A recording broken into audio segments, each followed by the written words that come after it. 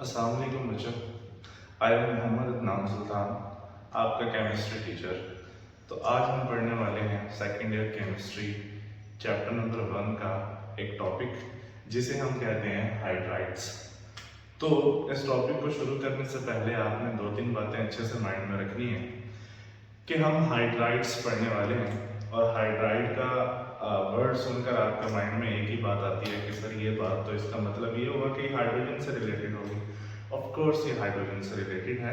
तो आज हम समझने वाले हैं हाइड्राइड्स क्या होते हैं, हाइड्राइड्स की टाइप्स क्या हैं उसे समझने वाले हैं, और हाइड्राइड्स की टाइप्स के साथ साथ हम इनका पीरियोडिक ट्रेंड भी स्टडी करने वाले हैं। तो आइए सबसे पहले हम बात करते हैं कि हाइड्राइड्स क्या होते हैं।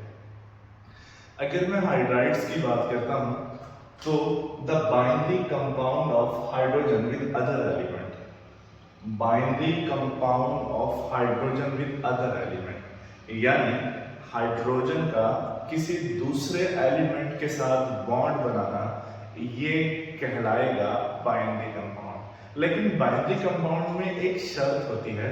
वो शर्त क्या है? बाइंडिंग का लफ्ज़ मतलब तो आपको समझ आ रहा होगा कि दो, यानी वो दो जो एलिमेंट होंगे वो डिफरेंट होने चाहिए।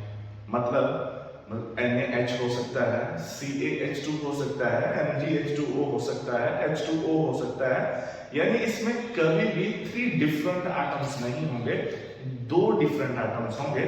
इस तरह के एटम्स को हम कहते, इस तरह के मतलब कंपाउंड्स जो बनते हैं उन्हें हम कहते होते हैं हाइड्राइड्स।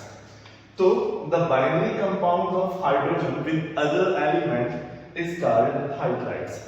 अगर मैं एग्जांपल्स की बात करूं तो एग्जांपल में हमारे पास NaH है, KH है, और CaH2 है, कैल्शियम हाइड्राइड है, सोडियम हाइड्राइड है और पोटेशियम हाइड्राइड है हमारे पास। और उसके बाद हमारे पास आ जाती है क्लासिफिकेशन ऑफ हाइड्राइड्स। हम हाइड्राइड्स की क्लासिफिकेशन करते हैं नेचर ऑफ बॉन्डिंग की बुनियाद पर। नेचर ऑफ बॉन्डिंग की बुनियाद पर हम इसे 3 टाइप्स में क्लासिफाई करते हैं। सबसे पहली टाइप्स होती है उसे हम कहते हैं आयनिक हाइड्राइड, दूसरी जो टाइप होती है उसे हम कहते हैं पॉलीमेरिक हैलाइड, और तीसरी जो टाइप्स होती है उसे हम कहते होते हैं कोवेलेंट हाइड्राइड्स। तो आज जो हमने पढ़ना है वो पढ़ना है आयोनिक हाइड्राइड्स को, कि आयोनिक हाइड्राइड्स क्या होती हैं। आज का जो सिलेबस का पार्ट है हम उसे स्टडी करते हैं। तो सबसे पहले अगर मैं आयोनिक हाइड्राइड्स की बात करता हूं तो बड़ी सिंपल सी एक डेफिनेशन है, लेकिन डेफिनेशन से पहले मैं बता देता हूं कि आयोनिक हाइड्राइड्स को हम सलाइन हाइड्राइड्स के नाम से भी जानते हैं, साल्ट लाइक हाइड्राइड्स के नाम से भी जानते हैं।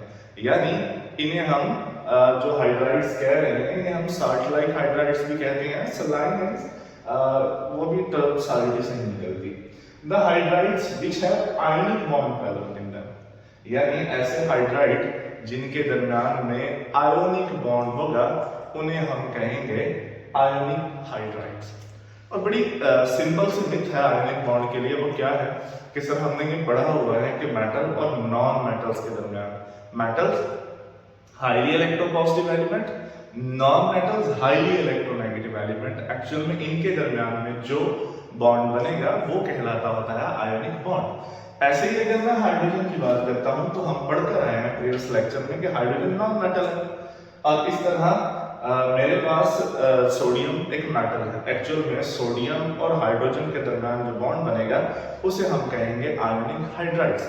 सोडियम मेटल है तो ये इलेक्ट्रॉन डोनर है, हाइड्रोजन नॉन मेटल है तो ये इलेक्ट्रॉन गेनर है। तो इस तरह इनके दरमियान में जो बॉन्ड बनेगा उसे हम कहेंगे आयोनिक हाइड्राइड। तो मैं मजीद आसान कर देता हूं कि किस तरह के एलिमेंट या कौन से ग्रुप वाले एलिमेंट्स अब हाइड्रोजन के साथ मिलकर आयोनिक हाइड्राइड्स बनाएंगे। तो ग्रुप फर्स्ट है जिन्हें हम एल्कली मेटल्स बुलाते हैं, ग्रुप सेकंड है जिन्हें हम अल्कलाइन अर्थ मेटल्स बुलाते हैं। जब भी ये एलिमेंट हाइड्रोजन के साथ जुड़े होंगे तो इस तरह के हाइड्राइड्स हमारे पास कहलाएंगे आयोनिक हाइड्राइड्स। लाइक जैसे अल्कलाइन अर्थ मेटल्स की बात करूं तो हमने इसमें एक्सेप्ट बेरिलियम एंड मैग्नीशियम, कि बेरिलियम और मैग्नीशियम के अलावा सेकंड ए के जितने भी होंगे वो सारे के सारे क्या बनाएंगे, आयोनिक हाइड्राइड्स बनाएंगे। तो अगेन एक्सेप्शन, सर ऐसा क्यों होगा? ऐसा बड़ा सिंपल सा है। आप जानते हैं कि जो चार्ज डेंसिटी होती है हमारे पास, तो वो हमारे पास बराबर होती है चार्ज ओवर साइज के। और चार्ज डेंसिटी डायरेक्टली प्रोपोर्शनल होती है हमारे पास कोवेलेंट करैक्टर के। मतलब यानी जिसका साइज क्या होगा, छोटा होगा, उसकी चार्ज डेंसिटी ज्यादा होगी और उसका कोवेलेंट करैक्टर ज्यादा होगा। ऐसे ही अगर हम बात करते हैं सेकंड ए वाले एलिमेंट्स की, तो आप जानते हैं सर बेरिलियम, मैग्नीशियम, कैल्शियम, तो ये अपने अपने ग्रुप के टॉप पे हैं। इसका मतलब ये होगा कि जो बेरिलियम का साइज होगा वो छोटा होगा, और आप जानते हैं कि जिसका साइज क्या होगा, स्मॉल होगा, उसकी चार्ज डेंसिटी क्या होगी, ज्यादा, और चार्ज डेंसिटी ज्यादा होने की वजह से उसका जो कैरेक्टर होगा वो भी कोवलेंट होता जाएगा। तो यानी ग्रुप सेकंड ए के जो एलिमेंट्स हैं उनमें, जिन्हें हम अल्कलाइन अर्थ मेटल्स बुलाते हैं, उनमें हमारे पास बेरिलियम और मैग्नीशियम ये दोनों बनाते हैं कोवेलेंट, मतलब इनके अंदर जो कैरेक्टर होता है वो कोवेलेंट कैरेक्टर होता है। अरे ओके, चल अब हम बात करते हैं आयोनिक हाइड्राइड्स की प्रॉपर्टीज। सबसे पहली प्रॉपर्टीज जिसे हम कहते हैं दे कंटेन हाइड्राइड आयन। इसके पास हाइड्राइड आयन होता है, मतलब ये कि जब लाइक मेरे पास ये NaH है, जब ये आयोनाइज होगा तो ये आपको देगा Na पॉजिटिव और साथ में देगा H नेगेटिव। इसलिए हम इसे कहते हैं कि इनके पास क्या होते हैं, हाइड्राइड आयंस होते हैं। ऐसे ही दे आर क्रिस्टलाइन सॉलिड। ये क्रिस्टलाइन सॉलिड्स भी होते हैं और इन्हें मैं नॉन वोलेटाइल्स कह सकता हूं कि यानी ये जल्दी से वेपर्स में कन्वर्ट नहीं होते, इनके दरमियान जो बॉन्डिंग होती है वो अच्छी खासी स्ट्रॉन्ग होती है, जिसकी वजह से इनका जो मेल्टिंग और बॉइलिंग पॉइंट है वो भी हमारे पास क्या रहता होता है, हाई रहता होता है। उसके बाद हमारे पास दो बड़ी सिंपल सी चीजें हैं, जैसे they react with water NaH + H2O, यानी जब ये वाटर के साथ रिएक्ट करते हैं तो हमारे पास जैसे लाइक ये आयोनिक हाइड्राइड है और ये क्या कर रहा है, हमारे पास वाटर के साथ रिएक्ट करता है, तो ये हमारे पास बनाता है NaOH और साथ में बनाता है हाइड्रोजन गैस।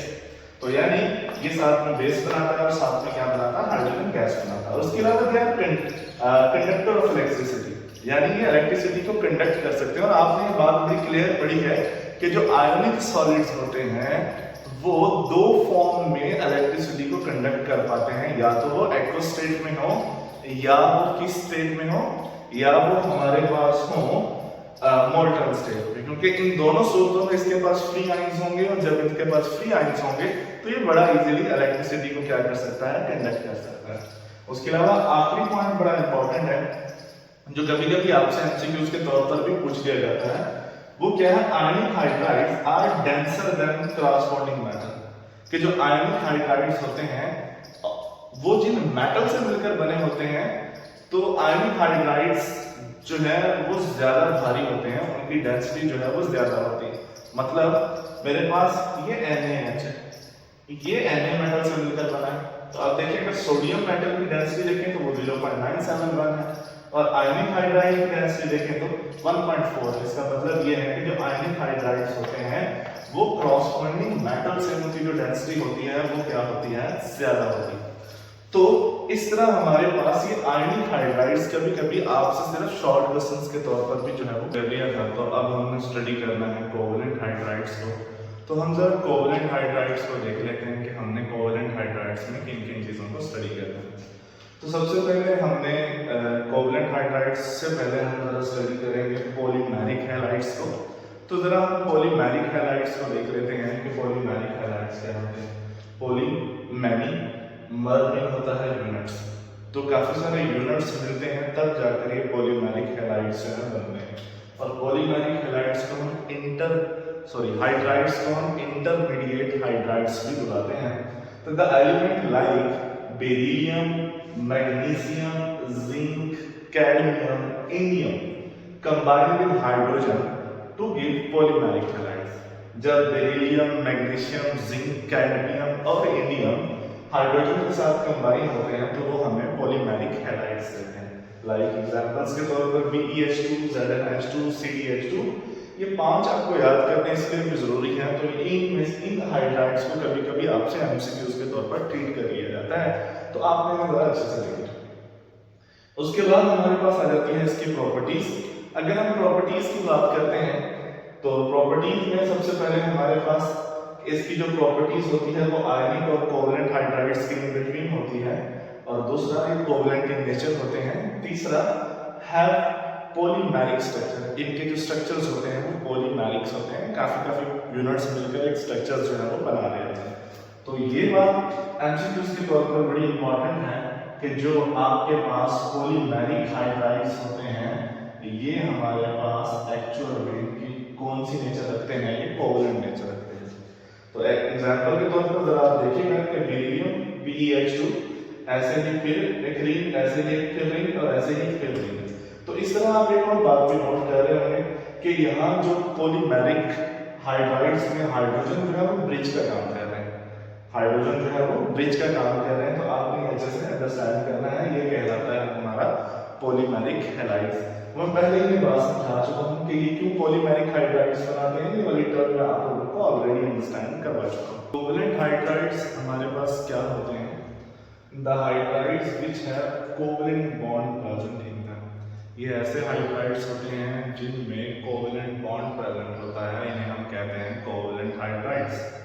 एग्जाम्पल अगर बात करना चाहूँ तो एग्जाम्पल से पहले मैं आपको एक बात जरा समझा देता हूँ कि ऐसे एलिमेंट जिनका इलेक्ट्रोनेगेटिविटी जिनकी इलेक्ट्रोनेगेटिविटी 1.8 से ज्यादा हो, इस तरह के एलिमेंट ज्यादातर कोवलेंट हाइड्राइड्स बनाएंगे।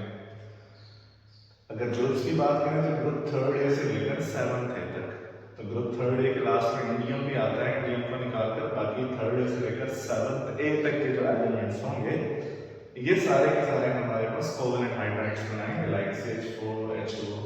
और अगर प्रॉपर्टीज की बात करें तो यूजुअली लिक्विड और गैसेस, यूजुअली का मतलब आप समझते हैं कि आमतौर पर, यानी यहाँ एक्सेप्शन है थोड़ी सी, वो भी हम डिस्कस करते हैं। प्रॉपर्टीज में दूसरी प्रॉपर्टीज है कि नॉन कंडक्टर है इलेक्ट्रिसिटी के, और थर्ड है कि अनसॉल्युबल इन ऑर्गेनिक सॉल्वेंट, ये ऑर्गेनिक सॉल्वेंट्स में बहुत ज़्यादा सॉल्युबल होते हैं। तो कभी कभी ये लॉन्ग क्वेश्चन के तौर पर भी ट्रीट किया जाता है और कभी कभी इसे शॉर्ट क्वेश्चन के तौर पर भी आपसे पूछा जाता है। तो अब इसका एक छोटा सा पीरियोडिक फ्रंट है वो हम बात करते हैं, और कोवलेंट हाइड्राइड से रिलेटेड कुछ और इन्फॉर्मेशन भी हैं जो हम जरा स्टडी करते हैं।